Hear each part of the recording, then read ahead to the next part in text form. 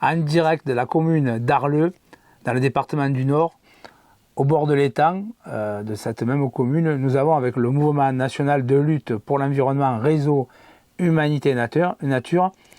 qui depuis 2004 a organisé des chantiers de restauration des berges, d'organisation des quais d'accostement des bateaux à fond plat qui sillonnaient l'étang d'Arleux, mais aussi qui a fait des actions pour protéger la biodiversité de cette région et de cet étang, qui fait partie de ces zones humides qui, en même temps, qui sont des éléments de fraîcheur et des éléments d'alimentation de la flore et de la faune environnante, sont une vraie éponge qui absorbe les excédents d'eau quand il pleut beaucoup, mais aussi qui permettent d'avoir des loisirs tout autour de l'étang, de la promenade et de la résidence de week-end ou d'été. Pourquoi avoir choisi de retourner en Nord-Pas-de-Calais, et notamment dans ce département du Nord? Parce que cette région, en 2023 et en 2024, a été frappée par de nombreuses inondations. En 2023, c'est près de 223 communes qui ont été touchées par les inondations, dont la plupart ont été déclarées catastrophes naturelles. En 2024, vous allez voir le paradoxe, c'est qu'en 2024, il y a encore eu 37 communes touchées par les inondations, mais en ce début d'année 2025, après un mois de janvier très pluvieux, on se retrouve avec un département qui va bientôt manquer d'eau et qui est frappé par des arrêtés sécheresse. On voit bien les contradictions liées au changement climatique. Et nous avons voulu organiser cette rencontre. On l'a fait avec nos partenaires de FestiPlanète dans la MJC, Maison des Jeunes de la Culture de Lambre-les-Doués. Avec son président Jean-Luc Ducoin, on a voulu rassembler des spécialistes du cru de cette région, mais aussi des militants et des personnalités de ces territoires qui ont à la fois souffert des inondations, mais aussi qui au quotidien cherchent des solutions, portent des solutions. On avait par exemple Patrick Marillière, Agathe Météo, c'est un météorologue connu qui vient ce week-end de passer plusieurs fois à la télé pour expliquer les derniers orages qu'on a eu catastrophiques qui ont traversé tous ces territoires jusqu'à la région parisienne avec une pluie de grêlons gros comme des citrons, et qui faisant d'énormes dégâts. Et donc ce Patrick Marlière a débattu avec nous, et je crois qu'on a des convergences d'analyse, et surtout, il alerte bien les gens sur où on en est réellement du changement climatique. Avec Jean-Jacques Hérin d'Adopta, association qui est devenue nationale, qui apporte des solutions, en tout cas qui réfléchit à des alternatives au tout tuyau, au tout béton, pour répondre au changement climatique et à la gestion des eaux et des crues. Il apporte des réflexions très intéressantes qui rejoignent également les nôtres sur les îlots de fraîcheur, mais aussi comment désimperméabiliser les sols, rendre au sol sa part de pluie pour permettre aux nappes de se recharger et d'éviter que tout ruisselle vers des canaux, vers des rivières ou vers la mer. Et donc cette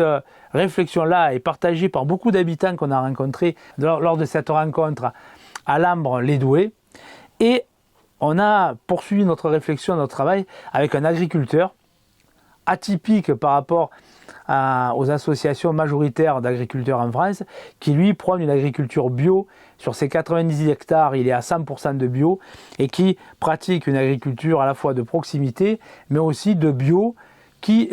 essaye de trouver sa place sur le marché de la vente de produits agricoles, et pas pour en vivre, mais aussi pour respecter le milieu et les terres de son territoire. Nous avons beaucoup parlé, contrairement à ce qu'on aurait pu penser,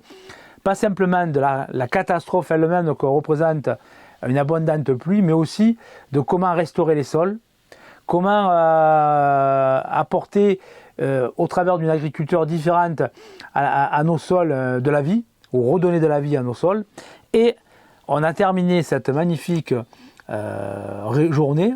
avec un film qu'on a présenté, donc vous pouvez voir l'affiche ici, de notre ami Hervé Payen, réalisateur, qui a montré à la fois vue du ciel, les paysages agricoles de ce département, mais aussi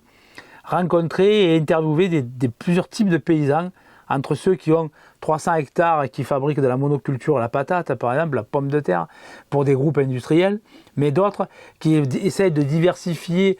leur culture, d'autres qui sont à 100% bio comme Michel, et on a pu comme ça constater que tous cherchent quand même des solutions pour quand même essayer de restaurer leur sol, éviter les coulées de boue qu'entraîne la pluviométrie excessive aujourd'hui qui frappe leur territoire et leur champ, et donc éviter de perdre la terre agricole qui part comme ça dans les rivières ou à la mer, mais surtout avoir une réflexion sur l'avenir pour rester avec des terres fertiles, productives, pour nourrir la planète et nourrir leur territoire. Bon, on est sur des débats complexes, mais qui sont quand même poignants parce que la plupart des habitants qui sont venus à cette réunion ont été plus ou moins frappés par les intempéries de ces 2 dernières années, et même en remontant dans le temps,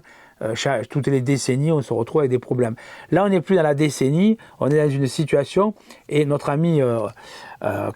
prévisionniste météo, Patrick Marlière, nous a bien expliqué qu'on n'est pas dans un débat simplement de circonstances, où c'est pas ça, ça a toujours eu lieu. Il a vraiment réexpliqué ce que nous faisons, nous, par ailleurs, en tant qu'associatifs, le fait que l'évolution de la courbe de température, c'est une pente qui continue à monter sur nos courbes ascendantes et qu'elle est bien datée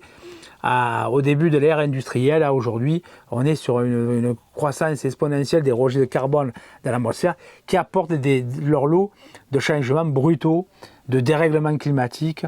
Et donc, on a besoin d'aborder ces sujets, c'est pas simplement en disant on va résister, faire le dos rond et attendre que ça passe. On ne pourra pas attendre. Il faut à la fois amener des solutions pour réduire les émissions de gaz à effet de serre, mais aussi peut-être changer notre conception de l'aménagement du territoire.